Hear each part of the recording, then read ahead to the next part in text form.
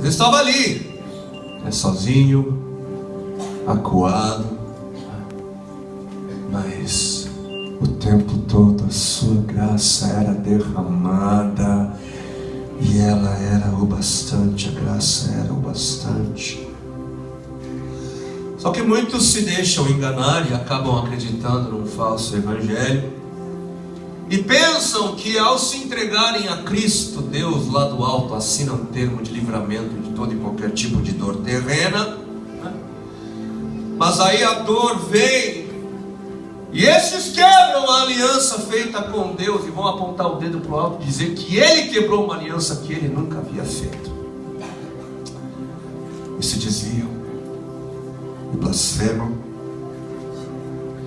Mas e se alguém tivesse pregado a eles a verdade? Se eles soubessem que Jesus, ele nos disse que no mundo passaríamos por aflições. Se eles soubessem que seguir a Jesus tem um alto preço.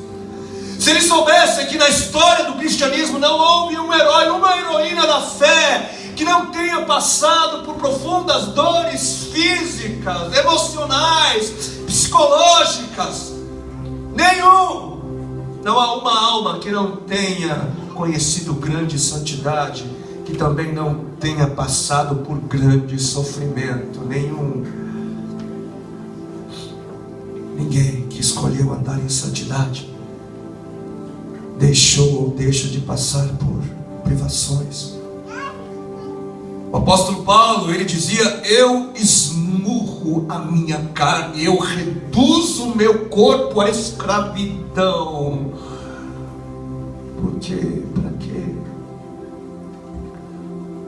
para que ele pudesse ver os desígnios de Deus nessa terra, a vontade de Deus nessa terra.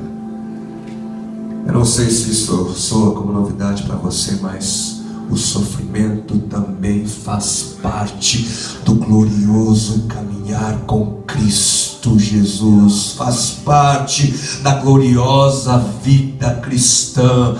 Custa muito amar, custa caro amar.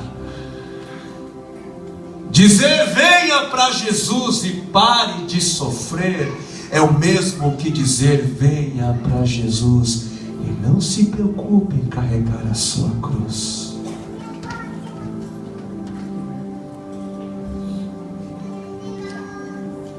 Mas nós não somos os únicos a sofrer. Deus sofre também. Eu creio de todo o meu coração que Deus, sendo todo justo e bondoso, Ele somente permitiria a existência do sofrimento se fosse possível Ele sofrer também. Somente um Deus cruel permitiria a existência do sofrimento sem que Ele mesmo pudesse ser atingido. E nós vamos perceber, nós vamos ver em muitos lugares da revelação, nas Escrituras, nós vamos perceber o sofrimento, né? A angústia do coração paterno de Deus pela dor da humanidade.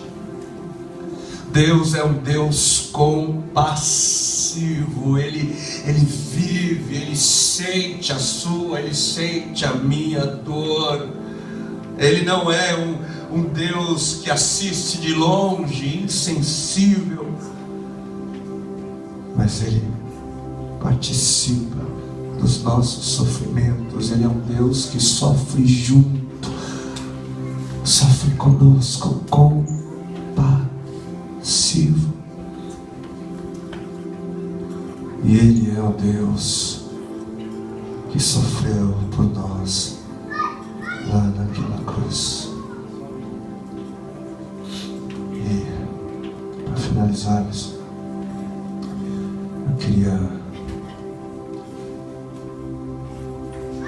eu queria usar desse tempo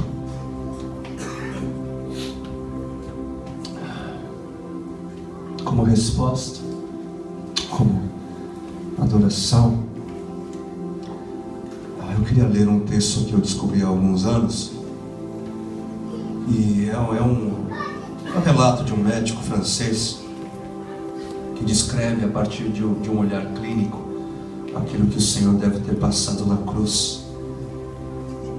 E eu Queria te convidar a ouvir esse texto no espírito de devoção, de adoração, e ao ser lembrado, que essa lembrança possa gerar algo no seu interior. E nós finalizamos, amém? Vamos fazer assim. O Dr. Barbet, ele diz o seguinte: eu sou um cirurgião e dou aulas há algum tempo. Por 13 anos vivi em companhia de cadáveres e durante a minha carreira estudei a anatomia a fundo. Posso, portanto, escrever sem presunção a respeito de morte como aquela. Jesus entrou em agonia no Getsemane e seu suor tornou-se como gotas de sangue a escorrer pela terra. O único evangelista que relata o fato é o médico, Lucas, e o faz com a precisão de um clínico. O suar sangue, ou hematidrose, é um fenômeno raríssimo. É produzido em condições excepcionais, e para provocá-lo é necessário uma fraqueza física, acompanhada de um abatimento moral violento, causado por uma profunda emoção, por um grande medo. O terror, o susto, a angústia terrível de sentir-se carregando todos os pecados dos homens devem ter esmagado Jesus. Tal tensão extrema produz o rompimento das finíssimas veias capilares que estão sob as glândulas sudoríparas, e o sangue se mistura ao suor e se concentra sobre a pele, escorrendo então por todo o corpo até a terra. Queria aqui fazer uma pequena pausa só para comentar que eu conheci um amigo, um dos amigos do meu pai, e ele tem um sistema nervoso diferente do nosso. Eu não sei qual que é o termo clínico para isso, mas nenhum tipo de anestesia funciona nele. Ele pode ser medicado, mas ele acaba sentindo, e ele passou a vida toda, dentista, enfim, nada funciona.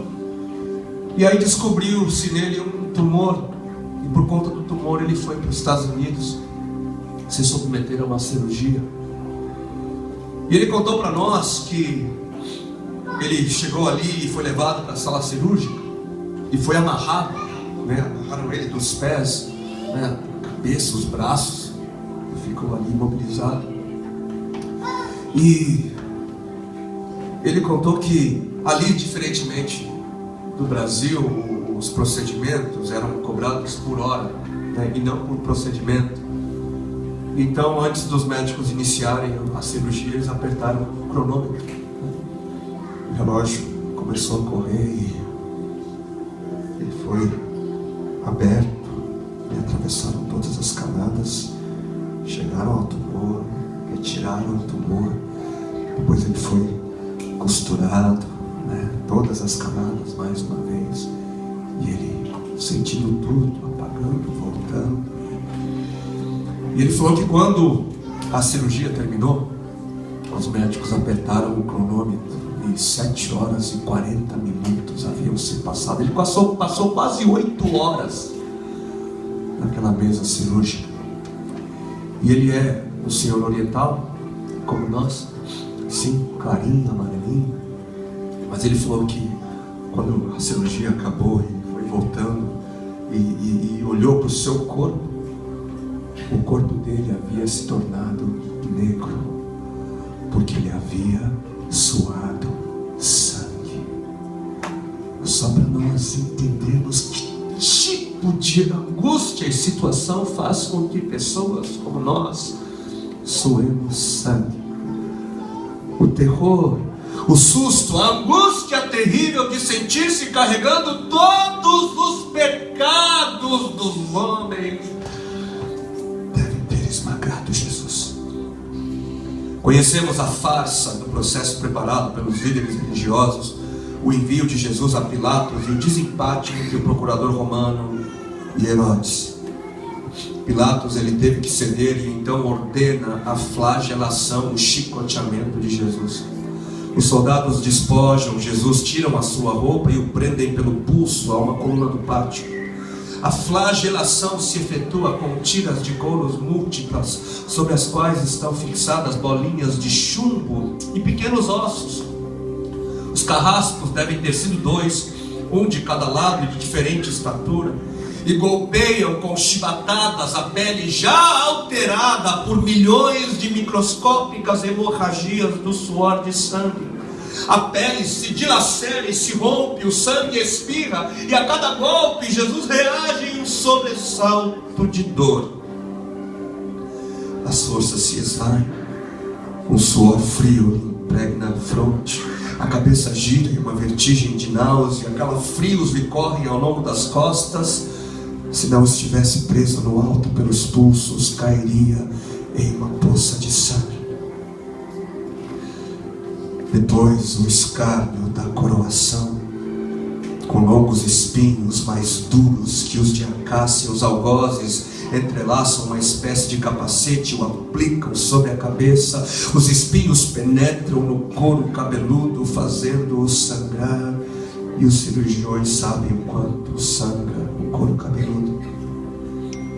Pilatos, depois de ter mostrado aquele homem dilacerado à multidão feroz, o entrega para ser crucificado. Colocam sobre os ombros de Jesus o grande braço horizontal da cruz, que pesa uns 50 quilos. A estaca vertical já está plantada sobre o Calvário. Jesus caminha com os pés descalços pelas ruas de terreno irregular, cheias de pedregulho. Soldados o puxam com as cordas, e o percurso é de cerca de 600 metros. Jesus, fatigado, arrasta um pé após o outro e frequentemente cai sobre os joelhos. E seus ombros estão cobertos de chagas. Quando ele cai por terra, a viga lhe escapa, escorrega e lhe esfola o dorso. Sobre o Calvário tem início a crucificação. Os carrascos despojam o condenado, mas a sua túnica está colada nas chagas, e tirá-la produz dor atroz. Quem já tirou uma atadura de gaze de uma grande ferida percebe do que se trata. Cada fio do tecido adere à carne viva, e ao levarem a sua túnica, se laceram as terminações nervosas postas em descoberto pelas chagas. Os carrascos dão um puxão violento, e há um risco de toda aquela dor provocar uma síncope. Mas ainda não é o fim. O sangue volta a escorrer. Jesus é deitado de costas, as suas chagas se incrustam de pequenos elementos, depositam-no sobre o braço horizontal da cruz. Os algozes tomam as medidas, e com uma broca é feito um furo na madeira para facilitar a penetração dos pregos. Os carrascos pegam um prego, um longo prego pontudo e quadrado, apoiam-no sobre o pulso de Jesus, e com um golpe certeiro de martelo o plantam e o rebatem sobre a madeira. Jesus deve ter contraído o rosto assustadoramente. O nervo mediano foi lesado. Pode-se imaginar aquilo que Jesus deve ter provado: uma dor lancinante, agudíssima, que se difundiu pelos dedos e espalhou-se pelos ombros, atingindo o cérebro. A dor mais insuportável que um homem pode provar, ou seja, aquela produzida pela lesão de grandes troncos nervosos, que provoca uma síncope e faz perder a consciência. Mas em Jesus não. O nervo é destruído só em parte. A lesão do corpo, a lesão do tronco nervoso permanece em contato com o prego, e quando o corpo for suspenso na cruz, o nervo se esticará fortemente com uma corda de violino esticada, e a cada solavanco, a cada movimento vibrará, despertando dores dilacerantes. Ele é elevado. Os ombros da vítima esfregam dolorosamente sobre madeira áspera.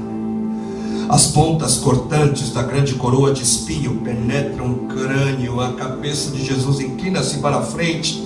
uma vez que o diâmetro da coroa o impede